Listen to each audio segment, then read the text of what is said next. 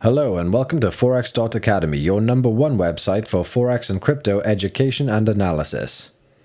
In today's edition, we will be discussing Has the West got it right regarding the China and Hong Kong National Security Law, Part 2 of 2.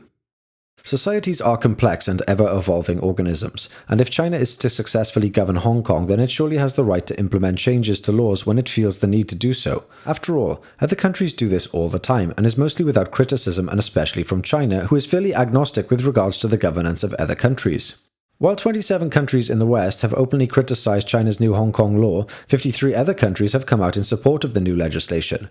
What's more, 2.9 million people in Hong Kong signed a petition supporting the new law, some 38% of the population, in which case you can comfortably assume that some people did not bother, in which case it could be as even as 50-50 split on the population agreed.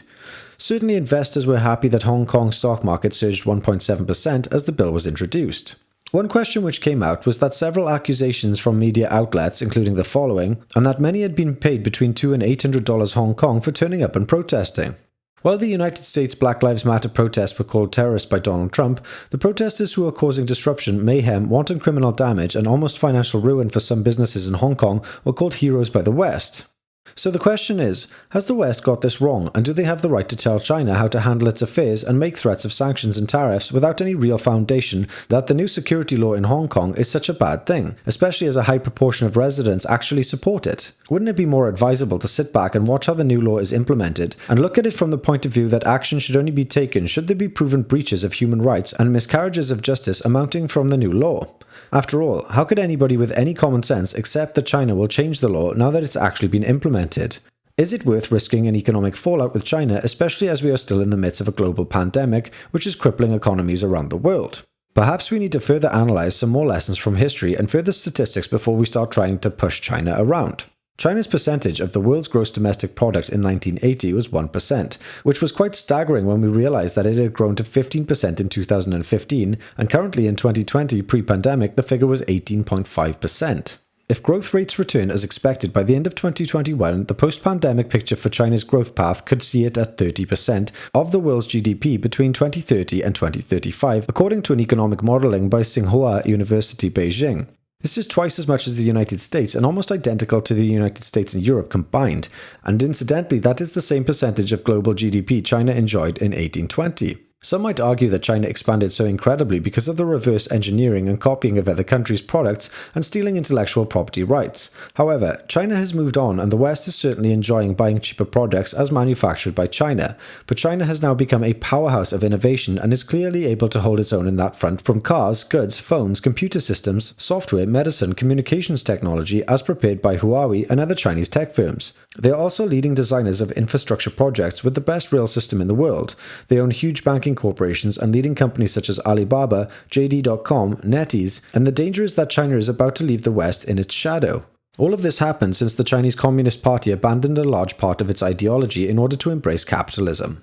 China's growth is simply disproportionate, and while its most important relationship is with the USA, it also highly focused on relationships with developing worlds, where it sees itself as having an affinity and especially with the African nations, which have enjoyed growth and wealth, having sold natural resources to China and been able to benefit from infrastructure projects as designed and provided by China. Some 65% of Africans have a favorable attitude to China, and where some African countries are growing solely on their basis of their relationship with China.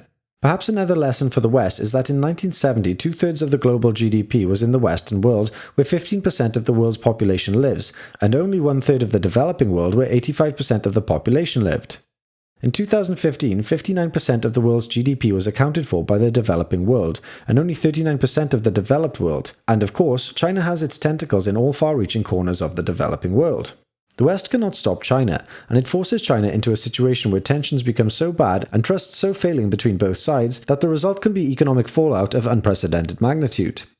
While China is leaning towards becoming the biggest economic powerhouse on the planet, we should be working with them and not against them if we want to continue to reap the rewards of economic prosperity. Further alienation by the West to China by forcing them into a corner over an issue of Hong Kong security law could cause extremely harmful repercussions. This could see pandemonium in the financial markets should the sanctions and tariffs be implemented, and all the while the world is still reeling from the COVID pandemic. The timing of this could not be worse. Long-term prosperity can only be met by stopping the rhetoric and working together under an umbrella of economic and political harmony. Finally, what will the future hold for Hong Kong as a trading hub?